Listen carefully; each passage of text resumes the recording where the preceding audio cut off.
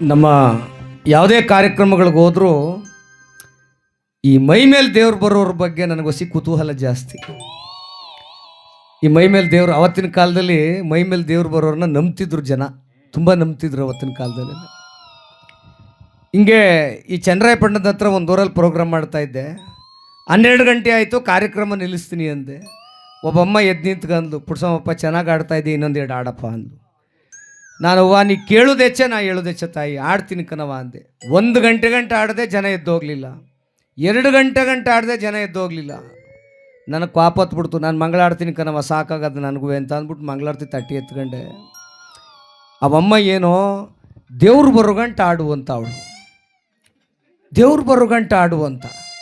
ನಾನು ಅಂದಿನಮ್ಮ, ನನ್ನ ಮೇಲೆ ಯಾವ ದೇವ್ರು ಬಂದದಮ್ಮ, ನನ್ನ ಮೇಲೆ ಬರೋದಿಲ್ಲ ಕಣಮ್ಮ. ಇವನ ಮೇಲೆ ಒಂದೊಂದು ಸಾರಿ ಅದು ಯಾವುದೋ ಓಟಿ ದೇವ್ರು ಬರ್ತದೆ, ಒಂದೊಂದು ಸಾರಿ ಅಡ್ಮಿರಲ್ ಬರ್ತದೆ, ಯಾವುದೂ ಸಿಕ್ಕಲಿಲ್ಲ ಅಂದರೆ ಯಾವುದೋ ಮಿಕ್ಸೇ ಸಿಕ್ಬಿಡ್ತದೆ ಕಣಮ್ಮ ಅಂದೆ. ಅವನ ಮುಸುಡಿಗೆ ಯಾವ ದೇವ್ರು ಬಂದದು? ನಮ್ಮೂರು ಗುಡ್ಡಪ್ಪ ಇವತ್ತು ನೀರು ಇಕ್ಕ ಬಂದವನೆ. 3 ತಿಂಗಳಾಗಿತ್ತು ನೀರು ಇಕ್ಕಂದಿರ್ನಿಲ್ಲ. ಇವತ್ತು ಹೊಸ್ಚಡ್ಡಿ ಇಕ್ಕ ಬಂದವನೇ. ದೇವ್ರು ಬರ್ಸ್ಬಿಡಪ್ಪ, 4 ಮಾತು ಕೇಳಿ ಕಟ್ಕೋಯ್ತೀವಿ ಅಂದ್ಲು. ನಾನಂದೆ, ಅಯ್ಯೋ ಆ ದೇವ್ರು ಅವನ ಮೇಲೆ ಬರೋದು ಎಷ್ಟೊತ್ಕೋ, ನಾವು ಇಟ್ಕೋಗೋದು ಎಷ್ಟೊತ್ಕೋ. ನಾನು ಆಡದೆ ದೇವರೇ ಬರದೆ ಹೋಯ್ತು. ಬಿಡ್ತು. ಮಂಗಳಾರತಿ ತಟ್ಟೆ ತಗೊಂಡೆ. ಆ ಕಂಬವರಿಕ ಕೂತಿದ್ನಲ್ಲ ಗುಡ್ಡಪ್ಪ, ಅವ್ನ ಮನೆ ಕಾಯಾಗ ಸುಮ್ಮ ಕೂತ್ಕೋಕಿಲ್ವ ಅವನು. ನಿದ್ದು ಬಂದಂಗೆ ಆಗದೆ ಆಕಳಿಸ್ಬೇಕು, ಮೆತ್ತಗೆ ಆಕಳಿಸ್ಲಿಲ್ಲ ಅಂದ. ಹಿಂದ್ಗಡೆ ಕೂತಿದ್ರು 4 ಕೈಗಳು ತೆಬ್ಬಿಡ್ದ್ಬಿಟ್ರು ಭದ್ರಾಗಿ, ಬತ್ತು ಕಲ ದೇವರು ಅಂತ. ದೇವ್ರು ಬತ್ತೋ ಬರ್ನಿಲ್ವೋ ಅವನಂತೂ ಹೆಂಗೂ ಹಿಡ್ದವ್ರಲ್ಲ ಅಂತ ಕುಣಿಗೆ ಶುರು ಮಾಡ್ಬಿಟ್ಟ. ಚೆಕ್ ಗುಣ ಅಂತ. ಏನು ಹೆಂಗಸರು ಕರ್ಪೂರ ಹಸ್ಕೊಂಡು ಗಂಧ ಕಡಿ ಹಸ್ಕೊಂಡು ಕೈಯ ಮುಗಿತಾವ್ರೆ. ಒಬ್ಬಮ್ಮ ಅಂದು, ಏನಪ್ಪ ನನ್ನ ಕಷ್ಟ ನಿನಗೆ ಅರ್ಥ ಆಗ್ನಿಲ್ವಾ ಅಂತ ಅಮ್ಮ ಕೇಳಿದ್ರೆ, ಈ ಗುಡ್ಡಪ್ಪ ಏನು ಹೇಳಬೇಕು, ನಾನೇನು ಸುಖವಾಗಿದ್ದನ ಬಾಲ್ಕಿ ಅಂದ ಅವನು. ಅವನ ಕಷ್ಟ ಯಾರಿಗೆ ಹೇಳನು ಅಂತ. ಇನ್ನೊಬ್ಬ ಯಜಮಾನ ಬಂದು ಕೇಳ್ದ, ಏನು ನಮ್ಮೂರು ನೆನಪಾಗ್ನಿಲ್ವಾ ತಾಯಿ ನಿನಗೆ ಅಂದರೆ, ಬಾಲ್ಕ ನಿಂದು ಒಂದೇ ಊರ ಬಾಲ್ಕ, ನಾನು ನೋಡ್ಬೇಕಾಗಿರೋದು 3 ಲೋಕನೂ ನೋಡ್ಬೇಕಲ್ಲಪ್ಪ ನಾನು. ಹಂಗೆ ಕೇಳ್ತಾವ್ರೆ. 12 ರಾತ್ರಿ ಎಲ್ಲ ಏನು ಜನಗಳೆಲ್ಲ ಕರ್ಪೂರಸ್ ಕೈ ಮುಗಿತಾವ್ರೆ. ಆ 2 ಗಂಟೆ ರಾತ್ರಿಯಲ್ಲೂ ಗುಡ್ಡಪ್ಪನ ಚಡ್ಡಿ ಜೋಬೊಳಗೆ ಮೊಬೈಲ್ ರಿಂಗ್ ಆಗೈತಾ ಕೂತದೆ. ಅದು ಏನು ಚೈನಾ ಸೆಟ್ ಮಡಿಕೊಬಿಟ್ಟವನೇ ಲೊಳ್ಳೋ ಅಂತ ಅರ್ತದೆ, ಅದು ಬೇರೆ. ಅದು ಎಂಥ ರಿಂಗ್ ಟೂನ್ ಹಾಕೊಂಡನು ಗೊತ್ತಾ ಅವನು, ದೇವ್ರ ಗುಡ್ಡಪ್ಪ.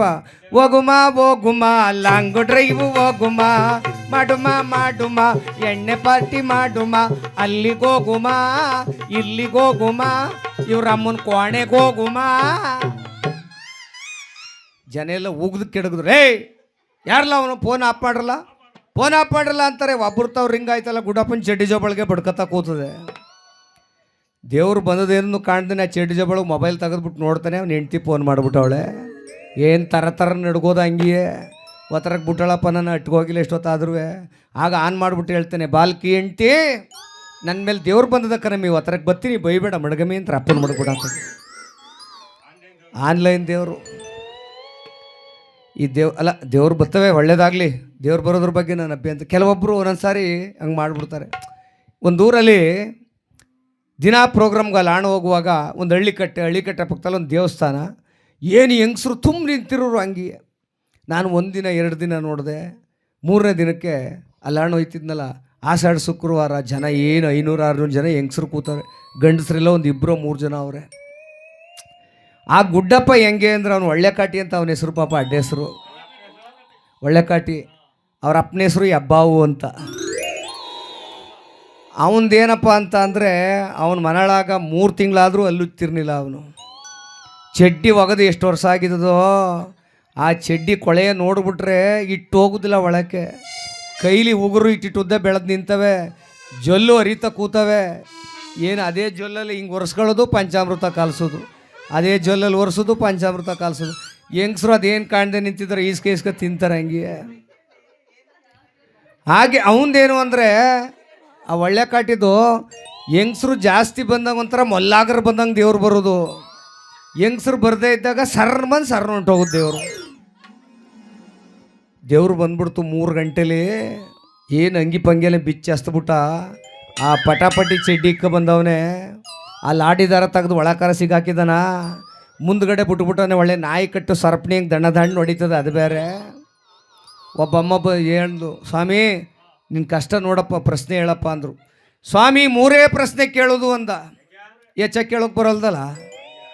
ಮೊದಲನೇ ಪ್ರಶ್ನೆ ಕೇಳ್ದ, ಇಲ್ಲಿ 1 ವಾರದಿಂದ ತಲೆನೋಯ್ತಾ ಇರ್ತಕ್ಕಂಥ ಬಾಲ್ಕಿ ಬರಬೇಕೋ ಅಂದ. ಒಬ್ಬಮ್ಮ ಎದ್ದೋದ್ಲು, ನನಗೆ ಕನಪ ತಲೆನೋವು ಅಂದ್ಲು. 2 ನಿಂಬೆಹಣ್ಣು ಕೊಟ್ಟ, ಚೊಂಬಳ ಕೈ ಹಚ್ಬಿಟ್ಟು, ಜ್ಯೂಸ್ ಮಾಡ್ಕ ಕುಡಿ ಬಾಲ್ಕಿ ಒಯ್ತದ ಹೋಗು ಅಂದ. 2ನೇ ಪ್ರಶ್ನೆ ಕೇಳ್ದ, 1 ವಾರದಿಂದ ಎಮ್ಮೆ ಕೂಡಿಸ್ಕದೇ ಇರೋ ಬಾಲ್ಕಿ ಬರಬೇಕೋ ಅಂದ. ಕರ ಸತ್ತೋದ್ಮೇಲೆ ಯಾವ ಎಮ್ಮೆ ಕೂಡಿಸ್ಕೊಂಡವು? ಅವಳಿಗೆ 5 ನಿಂಬೆಹಣ್ಣು ಕೊಟ್ಟ, ಗೊಂತು ಕಟ್ಟು ಬಾಲ್ಕಿ ಕೂಡಿಸ್ಕೊತದ ಹೋಗು ಅಂದ. 3ನೇ ಪ್ರಶ್ನೆ ಸರಿಯಾಗಿ ಕೇಳಬೇಕಾಗಿತ್ತು, ಅದೇನೋ ಮರ್ತ್ಕೊಂಡು ಏನೇನೋ ಕೇಳ್ಬಿಟ್ಟ. ಇಲ್ಲಿ 3 ವರ್ಷದಿಂದ ಮಕ್ಕಳಾಗದೇ ಇರೋ ಬಾಲ್ಕಿ ಬರಬೇಕೋ ಅಂದ. ಹಿಂಗೆ ನಮ್ಮ ಅವನಂತ 80 ವರ್ಷದ ಮುದುಕಮ್ಮ ಎದ್ದೋಗಿ ನಿಂತ್ಕೊಬಿಟ್ಲು ಸರ್ಗೊಟ್ಕೊಂಡು. ಗುಡ್ಡಪ್ಪನಿಗೆ 7 ಗಾಳಿ ಮೆಟ್ಕೊಂಡಂಗೆ ಆಯಿತು. ಅರೇದು ಹೆಣ್ಣೆಕ್ಳಿಗೆ ಮಕ್ಕಳಾಯ್ತಲ್ಲ, ಇವಮ್ಮನಿಗೆ ಗೆಲ್ತಾರನೆ ಮಗವ ನಾನೀಗ. ಬಾಲ್ಕಿ ನಿನಗೆ ಯಾಕೆ ಈ ವಯಸ್ಸಲ್ಲಿ ಮಗ ಅಂದ. ಹತ್ಬಿಡ್ತಾವ ಅಮ್ಮನಿಗೆ, ಕವಟೆ ತಿಮ್ಮದ್ಬಿಡ್ತೀನಿ. ಗುಡಪ್ಪ ನನಗಲ್ಲ ನನ್ನ ಮೊಮ್ಮಗಳಿಗೆ ಅಂದ್ಲು. ಬಿಡ್ತು ಅನ್ನೋ ನಿನ್ನ ಬಾಯಿಗೆ ಮಣ್ಣಾಕ, ನನ್ನೇ ಎದುರಿಸ್ಬಿಟ್ಟಿದೆಯಲ್ಲೋ. ಎಲ್ಲ ನಿನ್ನ ಮೊಮ್ಮಗಳು ಅಂದ. ಇಲ್ಲೇ ನಿಂತವಳಲ್ಲಪ್ಪ. ಹಾಂ, ಇವಳು ಗಂಡ ಎಲ್ಲಿ ಅಂದ. ಅಪ್ಪ ಅವ್ನು ದುಬೈಗೆ ಹೋಗಿ 3 ವರ್ಷ ಆಯಿತು ಬಂದಿಲ್ಲ ಅಂದ್ಲು. ಹಂಗಾರಿಲ್ಲ ಅದು ಮಕ್ಕಳು. ಗಂಡ ದುಬೈಲ ಅವನೇ, ಹೆಂಡ್ತಿ ಇಲ್ಲವಳೆ. ಗುಡಪ್ಪನ ದಂಡ ಕೇಳ್ಕೊಬಂದವಳೆ ಮಕ್ಕಳು ಮಾಡಿಕೊಡು ಅಂತ. ಅದೇನು ಪ್ಯಾಸ್ಲಿಕ್ಕನ ಸಾಮಾನ, ಕಂಚಿನ ಸಾಮಾನ ಮಾಡಿಕೊಟ್ಬಿಡು ಮಾನುಕೆ. ಆ ಗುಡ್ಡಪ್ಪ್ಯಾರ ಏನಂತವನೇ, ನಿನ್ನ ಮೊಮ್ಮಗಳಿಗೆ ಮಕ್ಕಳ ಫಲ ಕೊಡ್ತೀನಿ, ನನಗೆಷ್ಟು ಕೊಟ್ಟಿ ಅಂದ. ವ್ಯಾಪಾರಕ್ಕೆ ನಿಂತ್ಕಂದ. ಅವ ಅಮ್ಮ ಅಂದ್ಲು, 101 ರೂಪಾಯಿ ಕೊಟ್ಬಿಡ್ತೀನಿ ಕಣಪ್ಪ ಅಂದ್ಲು. ಇಲ್ಲ ಇಲ್ಲ ಇಲ್ಲ, ಲಾಕ್ಡೌನಲ್ಲಿ ಲಾಸ್ ಆಗ್ಬಿಟ್ಟದೆ, ನನ್ನ ಹೆಂಡ್ತಿ ಚೀಟಿ ಕಟ್ಟು ಬೇರೆ ಬೈತಾ ಕೂತವಳೆ, ನನಗೊಂದು 1000 ಕೊಡು ಅಂದ. ಹಂಗೋಗಿ ತೀರ್ಮಾನ ಆಗಿ 500 ರೂಪಾಯಿ ತೀರ್ಮಾನ ಆಯಿತು.